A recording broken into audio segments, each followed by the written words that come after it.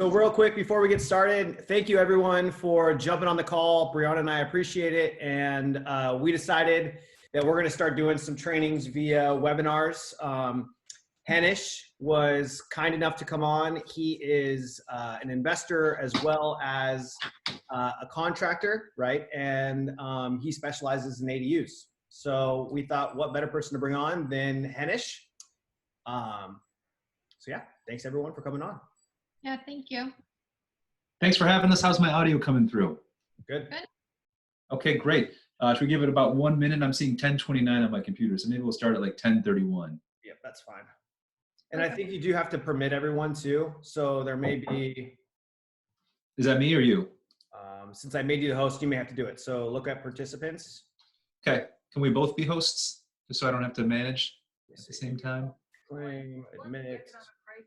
Yeah, you're a host as well. You should be able to do it. Cool. Yeah, I'm doing it right now.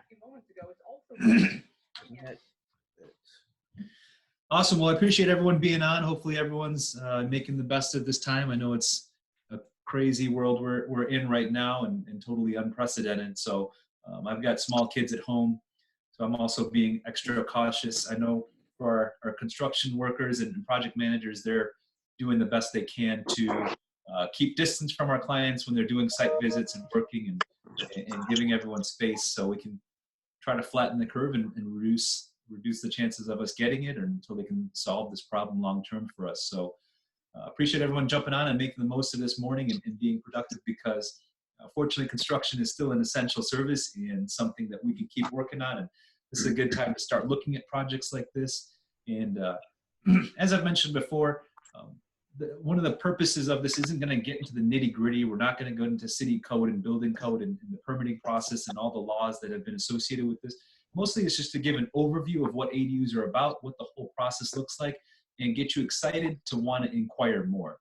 That's kind of the key goals. And if you've got questions along the way, please go ahead and chat them in the chat boxes. And I'll do my best to answer them at the end. I do have a caveat that there are no specific answers for general questions. So if you're asking me about your house in Lakeside and whether you can build an ADU, the answer is probably yes, but it really depends. So there's a lot of different things that it depends on. So we're always willing to spend some time with you on the phone, on the internet, and look at your address and see what's possible based on what we can look at remotely versus having to do a site visit every time. You know, a lot of times people want to have us out to their property before they even know rough magnitude orders of what's possible, how much it costs, and things like that. And that's why we're doing these presentations, so you can get at least a general feel for the process, the costs, and what you can do. So with that, appreciate Josh and Briana and Lawyer's Title for having me on this and presenting in front of this group. I've got some of my network on here, but I'm sure there's a lot of people that I don't know. So for those of you that don't know me, my name is Henish. I'm here in San Diego. Our offices are in Bayho, just south of the Costco on Morena. We have a design showroom here. Once we're done with this pandemic, we have regular events here. Maybe we can mute some of the lines that are making noise. Looks like Jeremy's. I can't mute people. Maybe Josh, you could do that. So, we've been a general contracting firm as a separate entity for the last 2 years or so. Blake and I, my partner that owns the business, has been working with me for 5 years. And then TJ, our field director, has been in the business as a general contractor for 20 plus years, built thousands of homes, and it's a lot more experience and technical knowledge in the contacts for people to get everything built.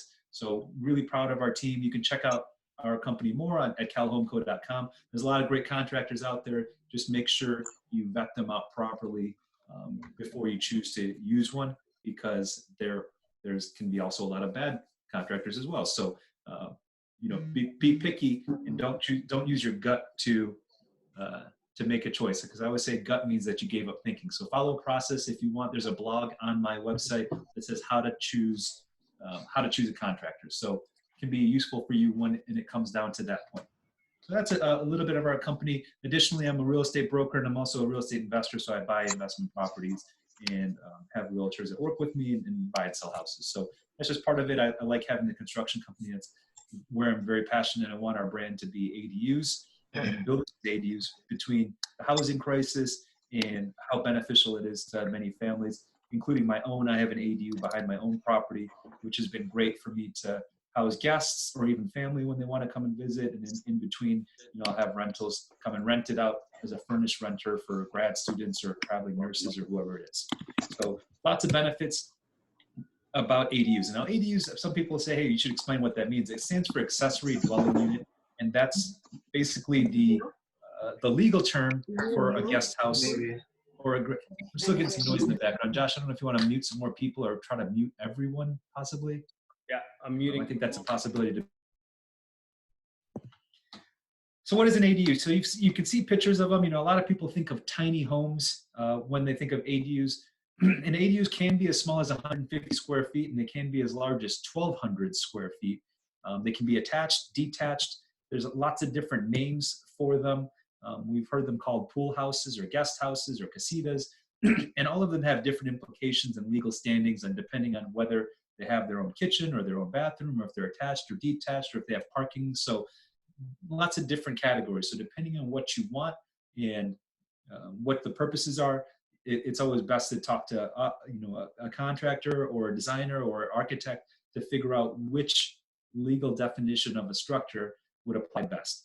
Right now, the laws that have been passed in California apply to ADUs specifically because they want to address the housing issue and have spaces that are rentable to 30-day and longer renters. So to solve the housing crisis for long-term renters that need places to live.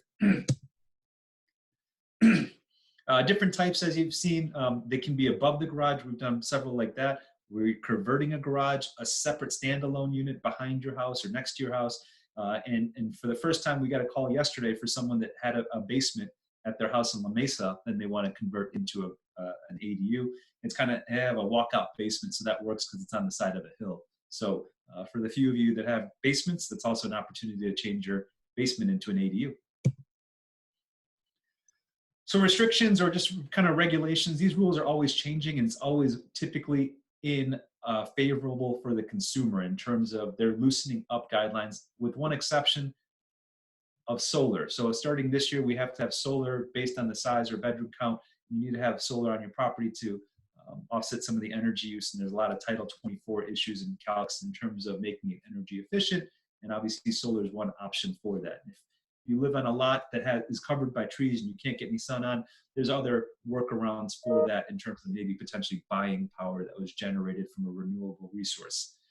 So there's various rules on setbacks and parking and easements and how large they can be and whether it needs a kitchenette or not.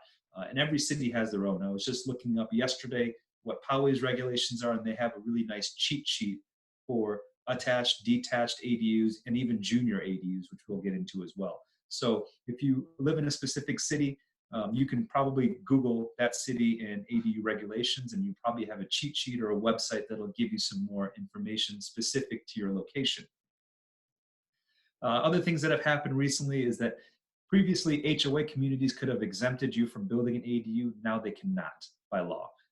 Additionally, it used to be only applicable for owner-occupied properties to do this.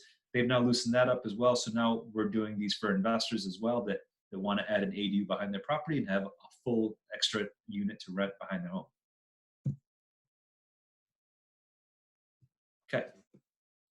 So why should you consider getting one? So there's a lot of different reasons people are coming to us for building these things, and some of them are personal. It's because they've got family, either grandparents or parents or adult children that need a place to live, or they're moving family in with them. We've even heard of a case where someone built one of these for their dog sitter, for their full-time dog sitter to live in behind their house so they can take care of their dog.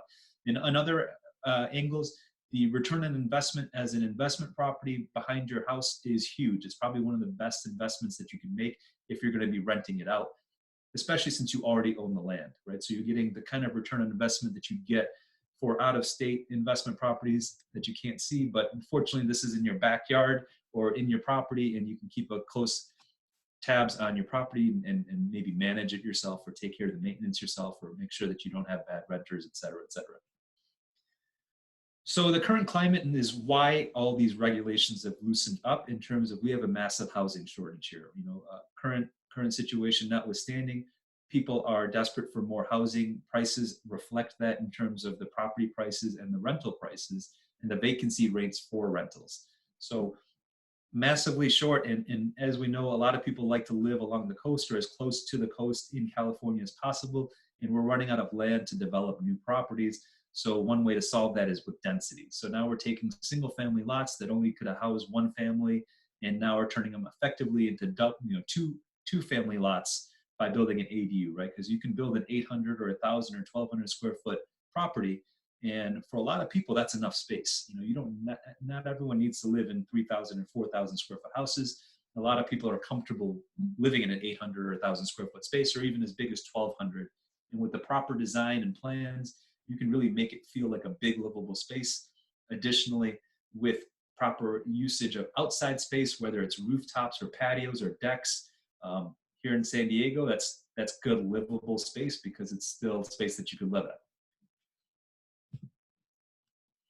So there's lots of financial incentives, and it varies from person to, or from city to city, and from circumstance to circumstance, and also the size of the unit. So different size units have additional benefits that are cheaper to build versus other places. And so it varies, and it's hard for me to put together a massive amount of data that says, here's what's going on, because it's always a moving target. It's always best to just kind of inquire and say, I live in this city, and what are my best options? If it's over 500 square feet or under, there's different incentives. If it's over 750 square feet or less, it varies from city to city. So it'd be too comprehensive for me to get into the specifics. And I know anyone that's looking to do one themselves saying, well, what about me? What about my city? What about La Mesa or Encinitas or Bonita? And every place has got different regulations, and we'd be able to help you figure that out.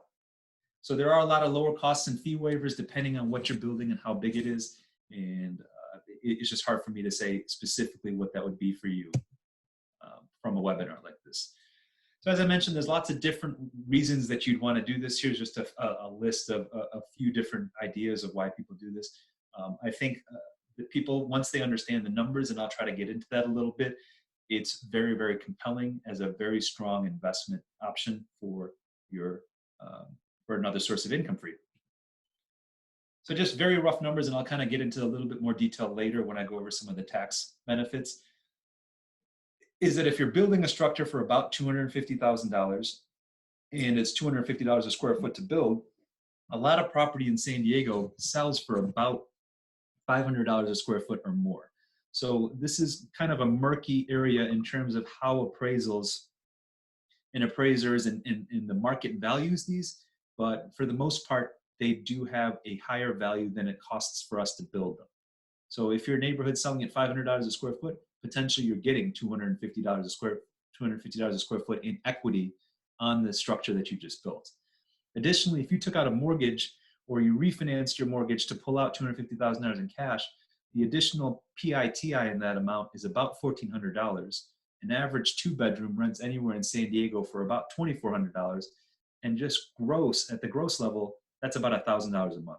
I'm going to go into some more numbers to make that even more compelling, especially when you do the tax strategies the proper way, because I want to just gloss over that so you understand it. You can kind of dig into it further with your own tax professionals. So the process, a lot of people think that, oh, it's pretty easy to convert my garage into an ADU. You just have to put in a kitchenette and a bathroom and we're good. And yeah, that's, when talking about it, it does seem that simple, but when you're doing it, I'll show you some pictures and you'll see it takes a little bit more than that. So the first part is to do a site study. And a lot of times we can do this from our comfort of our offices. You just give us your address, and from the aerial photos that are available or from the measurements that we can find on websites like scoutred.com, we can tell what your zoning is, what your setbacks are, what your buildable lot space is. We have that happen often where someone might have a 20,000 square foot lot, but because it's on the edge of a canyon or something like that, maybe only 7,000 square foot is buildable. So that's all factors in terms of what you can build. So from just knowing your address and what you'd like to build, we can tell you pretty accurately if it's possible and what it costs. Typically, we charge about $250 to do that because it takes us several hours. But let us know, and on case by case basis. Oftentimes we waive that charge to find out if your home is a good candidate. Additionally, after we say yes, this is possible, what you want to build can be done, and now we got to start putting some money down, and that'll be for getting the plans drawn up and then getting those plans submitted to your city for permits. And so if it's a simple project, you might be able to just get away with hiring a draftsman. If it's more complicated and a little bit more technical, or you want some special design features, it'd be worthwhile pursuing getting a good architect. And we've got several that we work with that are great, and having a good architect ensures that you'll get your permits faster, smoother, and without issues. If you use someone with less experience, it's possible you'll come up with more issues trying to get that approved. And so we've heard the nightmare stories that they chose some discount person, and it took them 8 months or a year to get their plans approved, and it was still not exactly what they wanted. Versus the professionals that we often work with, they're not necessarily in-house. A lot of times we outsource it to a separate architecture firm or design firm, and they've done enough of these, and they know the criteria for each city that they're getting these plans through first or second time, or with minimal revisions, and that'll work to get us started, or at least a demo plan and site plan and bid plans to get moving on these things. So depending on what the scope and size of your project is, the total fees can be anywhere from $10,000 to $30,000 to get your plans drawn up, to get your permits, and be ready to build. And that can take anywhere from 3 to 4 months. I don't know how timelines have changed with building departments right now, because everyone's kind of on a skeleton staff. So, but prior to what's going on currently, it would take $10,000 to $30,000 in 3 to 4 months to get a proper set of plans. So construction, finding a contractor that has proper experience building these things is important, because the last thing you want to do is fall into the trap of being overpromised and underdelivered. So we really pride ourselves in making sure that what we say we can do, we're actually going to do. And then the quote that we give you sticks, and we're not change ordering you to death and surprising you with 20 to 50,000 or more extras because we didn't bid the property out properly or the project out properly based on the plans that were presented to us by the architect. So costs can range anywhere as little as $200 a foot to $350 a square foot or more, depending on how nice you want it. This works with economies of scale. So the larger your structure that you're building, the cheaper it is. The smaller the structure it is, the more expensive it is. The reason being is that kitchens and bathrooms and HVAC systems are the same cost regardless of if you're building a 350 square foot space or a 1,200 square foot space. And that can take anywhere from 4 to 6 months. Usually we're at the 4 to 5 months range to get these things built. So plans, here's just a quick snapshot of a section of our plans for garage conversion that we're doing in Claremont here in San Diego.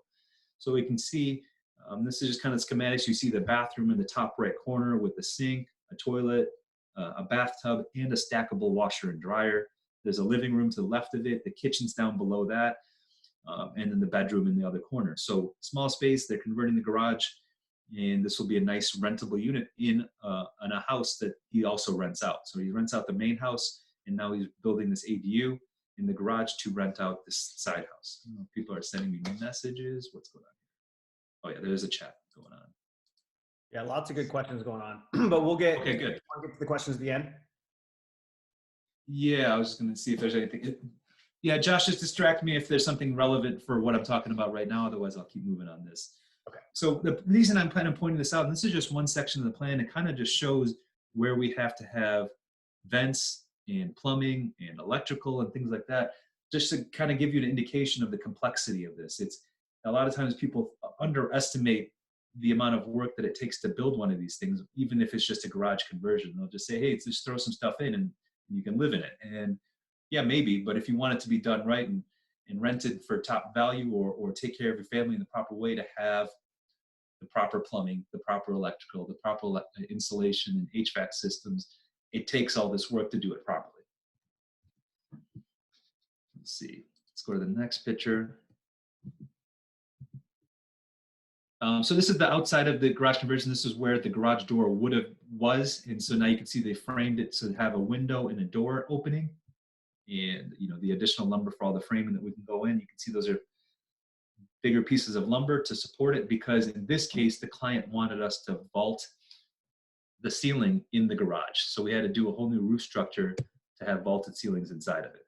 So here you can see that it's vaulted. We've got a big beam across the middle, and now we're going to have nice high ceilings, which will give it a nice bigger open feeling. This is looking out to the street from a new window that will be framing out in that section there, to have some more lighting in the unit. This picture shows all the framing for where we saw the bathroom on the left side and the bedroom on the right side, and the closets in the stack for the washer and dryer in the middle. You can see some of the rough electrical starting to get hung up and placed. And then I like this picture too, because it shows how much concrete we'd have to cut to do the plumbing properly, right? So to have the sewer drains for the shower, the toilet, the sink, and the washer and dryer, we have to chop all this concrete up, put the sewer lines in, connect it to your sewer, and then pour some more concrete back on it.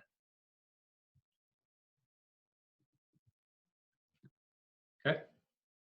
So design, this is a good option as well. Oftentimes we'll just kind of help people pick out their cabinets and floor colors and light fixtures and plumbing fixtures and hardware for this and that.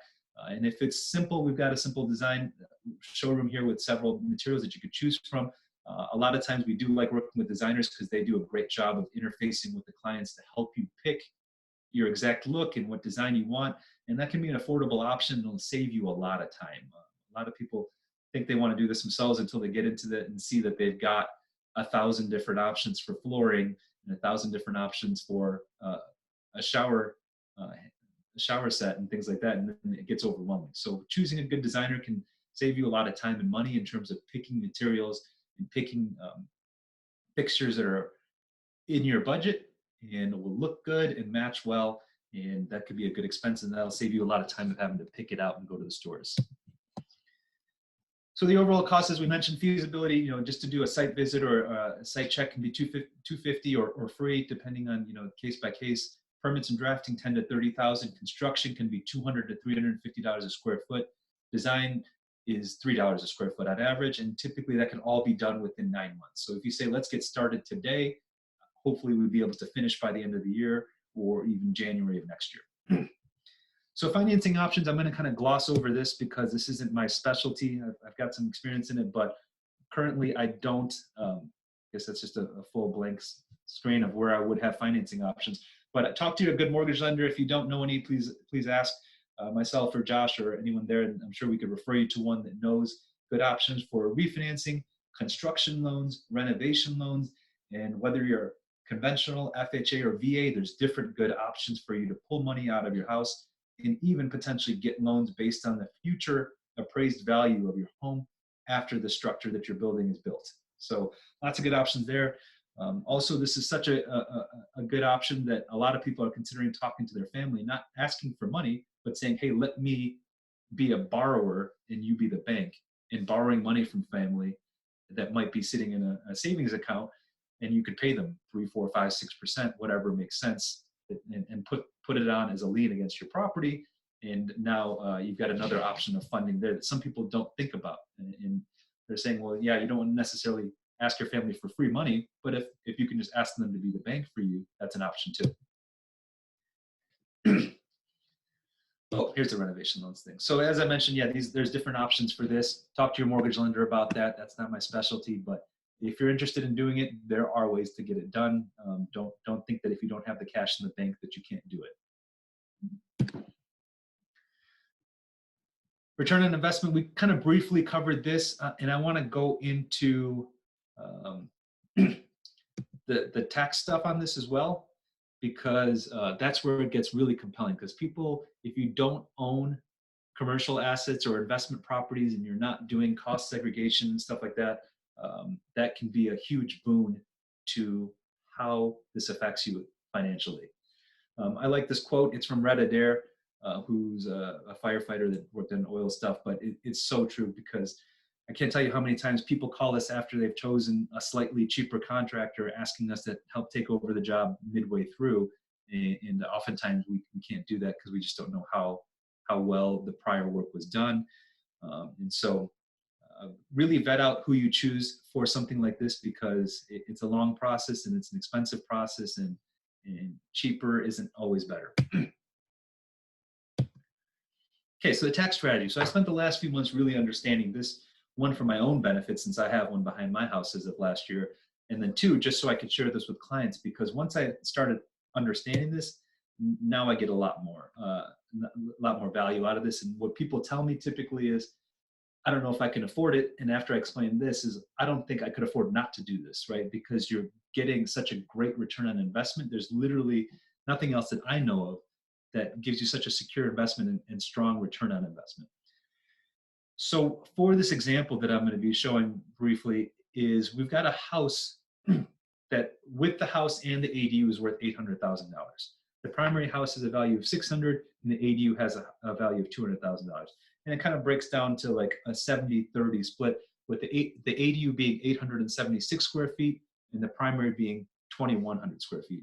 And we just did a conservative rent estimate of $2,060 as just kind of an average of wherever it could be in San Diego, whether it's La Mesa or La Jolla. Obviously, there's different prices, but just an average $2,060 rent. So the first thing that most people know and do with their rental properties or investment properties is that you can write off the expenses, right? With the ADU being 30% the size of your overall structure, you can write off 30% of all of your expenses associated with owning that property, which includes your mortgage interest, which includes your taxes, which includes your utilities and maintenance, which includes like landscaping and things like that, or your utilities that you're paying.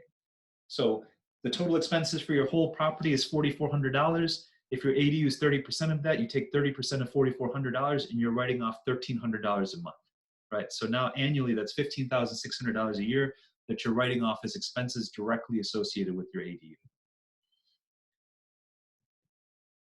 And this, I say how the pros depreciate, because this is how commercial investors depreciate their assets. I've checked with my friends that are commercial investors, and they're like, yeah, this is how we do this. And so they can change your asset class for your ADU as a mixed use asset and get an engineer out there to do some cost segregation. So what an engineer will do is make it audit proof with the IRS when you say that, yep, I've got a $200,000 ADU, but the structure is actually only $150,000. And the furniture, is worth $25,000. And the fixtures, right, the windows, the plumbing, the light fixtures are worth $20,000, but the land improvements are also worth $100,000. So if you just did that whole amount over 27.5 years, that gives you a very small monthly depreciation. But since you can accelerate the depreciation of furniture, fixtures, and land improvements, now you're writing off $1,675 per month. Okay, so now we're doing $1,675 per month minus also what the operating expenses are. So in our example here, we got gross rent of $2,060, operating expenses of $1,300 a month, depreciation of $1,675 a month. Now you're writing on your taxes that you're losing $920 a month, or $11,000 a year. So when you write that off, you can offset your ordinary income by that much and keep those tax benefits. We do have a question about taxes in the comments. If you wanted. Okay, I'll get to that. Tax inflation, property tax bill. Yep, that's a good question. So I'll answer that as soon as I'm done with this. So we saw that income $2,060 per month is $24,700 a year, and that based on a $200,000 cost to build this ADU is a 12% cap rate. If you're following cap rates or you sell real estate, you know that most real estate in San Diego sells for a 3 to 5% cap rate, right? And so now your return on investment is huge. So now when you factor in the loss of $11,000, if you're at the 30% tax bracket, both federally and state, that's $3,300 that's saving you in taxes, or that you can get as a refund. So now your income plus your savings is $28,000 based off of your $200,000 cost on the property. That's a 14% cap rate. Also, when you're looking at their net cash flow, when you write off your expenses and you look at your gross rent, you're still getting a 37% net cash flow. In terms of tax implications, the assessor's office will oftentimes assess your ADU at a much lower price than you actually paid for it. So if you paid $200,000 for an ADU, they might only increase your assessed value by a fraction of that. Maybe it's only 60% or 50% or less. So oftentimes it's less because they use, there's like a state board of equalization construction cost manual that they use and say, okay, based on what you built, here's how much the tax rate is on that. And it's oftentimes much less than your cost to build these things. Additionally, they don't reassess the value of your current structure. So they do what's called a blended assessment. So they take the assessed value of your new structure, and then they add it to what you have locked in with your Prop 13 on your existing structure, which is max of 1% or CPI or whatever it is, so that you're not getting reassessed on your property. Because if you bought your house 10 or 20 or 30 years ago, and you're paying a tax rate on a much cheaper property basis than you would if you had just resold the property and bought a new one. So hopefully that makes sense. Someone tell me if that didn't make sense, but it's going to be a blended assessment based on the assessed value of your new ADU, and it doesn't change your tax basis on your existing property that's already there. That's basically it. That's the whole structure. I wanted to just share enough to get everyone excited about what this is, what's possible, what the rough costs are, what the rough process is, and then enough where you want to inquire more with your tax specialists, with your engineer, or with your architects, with your designers, with your mortgage professionals, and with your contractors. Let's see what we've got for some of the questions here. Okay, so is there a rule of thumb or any guidelines for appraisers? What are banks saying on this? Seems to be an additional square foot at 75% of the main house. Yeah, you're right. So I've seen different things, anywhere from 50 to 75% of the price per square foot of the existing structure that's attributed to your accessory dwelling unit or your ADU. And it really comes down to the availability and presence of sales comps that have an ADU as well. Because if they can show that a house near your neighborhood just sold with an ADU for X amount more, well, then they have to use that as a valid comp. And so me as a real estate professional know that houses that have ADUs are worth more. In the same case as the one that I bought last year, I paid a premium for it because I knew that my ADU would generate rental income that could help offset my housing costs. So was it dollar for dollar the same as a house without an ADU? Probably not. There's probably less. So it was a benefit on the purchase side. And I think appraisers also discount it versus just a primary residence. I have a client bought a permitted ADU, appraiser gave no value on the appraisal. Yeah, that's interesting. I mean, that's rare to hear. It might have been in an area where there is less value on it, or there didn't have any comps with any ADUs. Hopefully, as we see more of these being built, that'll give some value on that. It might be worth getting a second appraisal on that, because that's kind of surprising that it gave no value in the appraisal. Especially if it was a permitted ADU. I could see that happening if it was an unpermitted ADU, but if it was built properly and looks good, that's rare to have no value. Okay, tax implications, we did cover that. Additional home insurance coverage for the unit, maybe another 20 or 30. Okay, makes sense. Sometimes appraisers lag reality. Yeah, it really varies. Some of them are more progressive than others. I know a handful of appraisers that are becoming specialists in the ADU world. So if you need to talk to someone about evaluation and what that looks like, I'd be happy to share those people with you so you can talk to them further on that. And maybe it makes sense to have, Josh, maybe it makes sense to have a webinar with an ADU appraiser on there if that's a big concern, because they can explain how this has changed. And I've listened to them talk over the last few years, and it's evolving is what it comes down to. And it's just the presence of comps, the presence of evidence to prove what the value is, what the market's willing to pay for them. Okay. What's the loss mentioned of over $11,000? So that was the net loss that we were discussing in terms of operating expenses and depreciation, right? So when I'm saying $11,000, that's your gross rent minus your operating expenses minus your depreciation. Now you can show on your books that even though you're earning money on this thing, that based on the depreciation and the operating expenses, you actually lost $11,000. So it's not an expense, it's just you're writing it on your Schedule E as a net loss because of owning this thing. Okay. Can you discuss junior ADUs? So junior ADUs vary from space to space, but effectively it's taking a bedroom that you can have an exterior entrance to on your primary residence and making that a livable space. In some cities, they require a separate kitchen, or separate kitchenette and bathroom. In some places they don't. So depending on where you're at, The definition of a junior ADU can vary, but effectively it's a bedroom that can either be closed off to the main house or not, and it has an exterior entrance. So basically a bedroom that you could rent out separately as like an efficiency unit. So that's the rough description of what a junior ADU is. So now you could have a single family house, convert one of your bedrooms into a junior ADU, and build an ADU in the back. So now you're taking a 1-unit single family and now can turn it into 3 separate rentable units.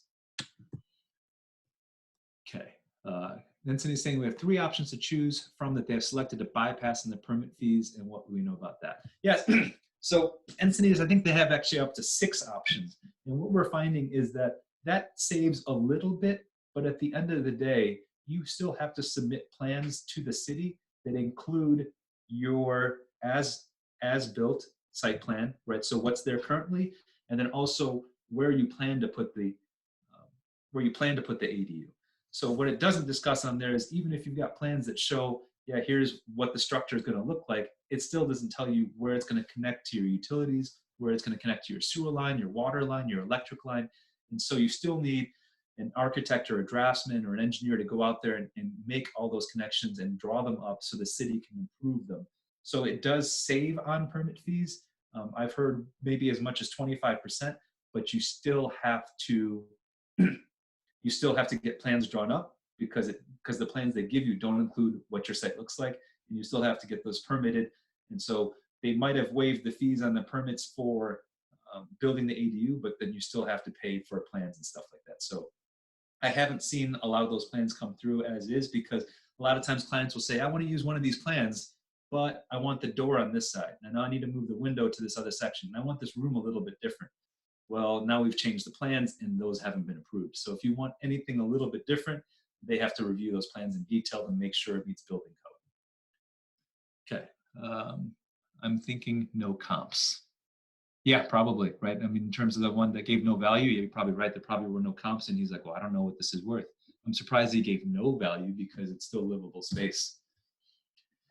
Thanks for, do I see you mentioned 250 cost to build or appraised value 500? It varies, and you're right. It could be, they could value it at less at 50% or 75% of the cost per square or price per square foot for your area, but it really values.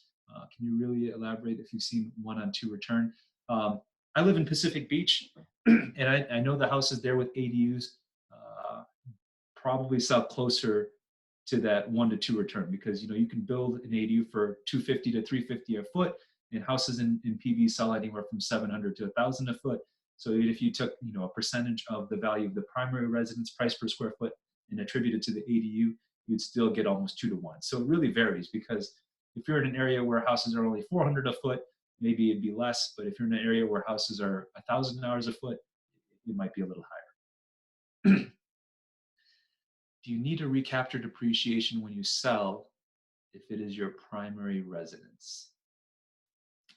That's a tricky question. I'm not exactly sure. I would suggest talking to an enrolled agent or a tax specialist on this kind of stuff to see exactly how that works.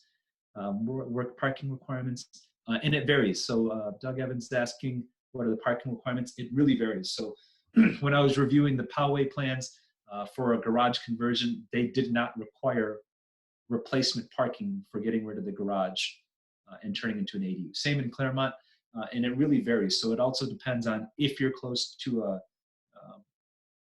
a transit line, and even that could be just a bus line. So if you're within half mile of a transit options or public transit options, you may have reduced or no parking requirements depending on what you're building, how big it is, and how many spots it is. So as I mentioned earlier, it's hard for me to give specific answers with general questions. So it's possible that you could build without having replacement parking.